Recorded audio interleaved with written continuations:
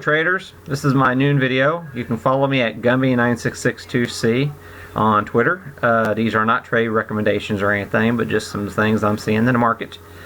Be sure and like the video if you like it, and make as many comments as you can at the bottom. I appreciate all the feedback I can get.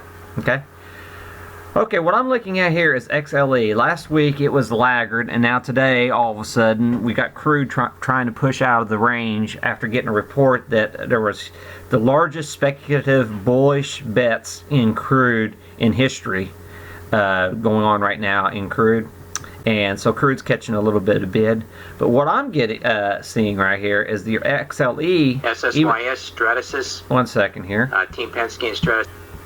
Sorry, I forgot to turn that off. But at any rate, we're not even getting halfway back up Thursday's candle. And this is the strongest group of the day. So that says something to me that we've been seeing rotation after rotation from one sector to the other, to the other, to the other. Well, today, when we see the rotation into the energy space, we are not getting a really strong rotation into it.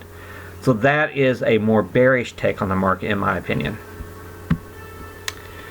PPI just came out, the PMI, Purchasers Managers Index, came out just a little while ago, and we missed expectations. The low end of expectations of 54.8, we only got 54.3.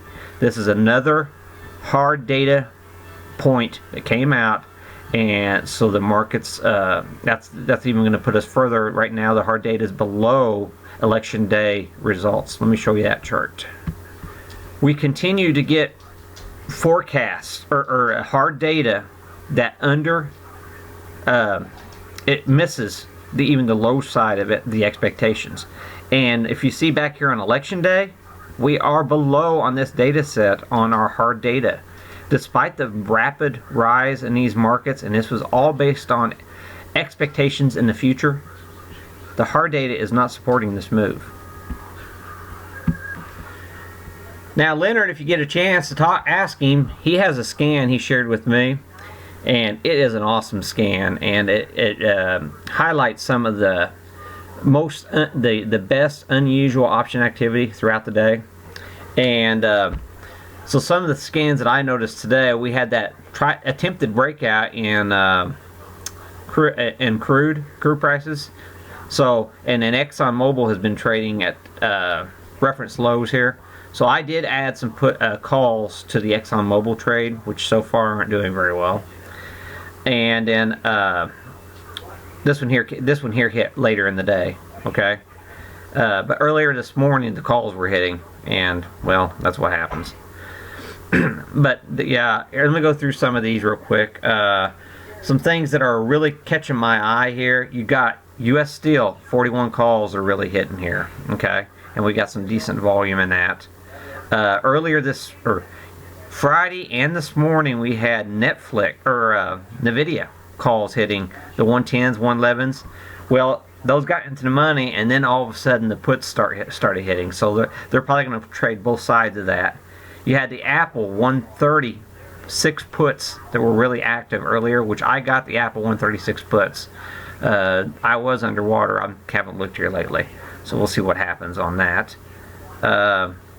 SCX, they had the calls active today, and that blew my mind given the news. I see copper potentially breaking down here, and plus with all the problems FCX is having, that one here, I don't agree with that trade. So, but some other ones, Qualcomm, the calls, because Apple was running, so the calls were quite active in Qualcomm this morning.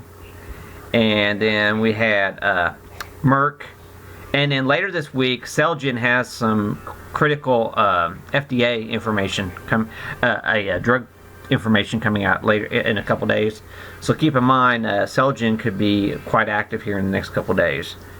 And then we got Merck. The calls on Merck are active. C-Trip, the puts. Okay. I don't want to go too far, but there's quite a 54 of them on my scan right now. And like I said, Nvidia is doing both sides. First Solar, we got earnings this week. They're active. Tesla calls are active. Earnings tomorrow. So some of these are active because of the earnings. Okay, but Val, both the calls and the put side, their earnings are coming out this week. That's a steel stock. So that's another one that's going to be active this week. So that gives you some ideas. Union Pacific continues to outperform here. They had huge call volume Friday, and it just kept on going today. So that's another one to keep on top of your list, okay? But that's all I'm going to say here at the noon hour, and that gives you a pretty good rundown.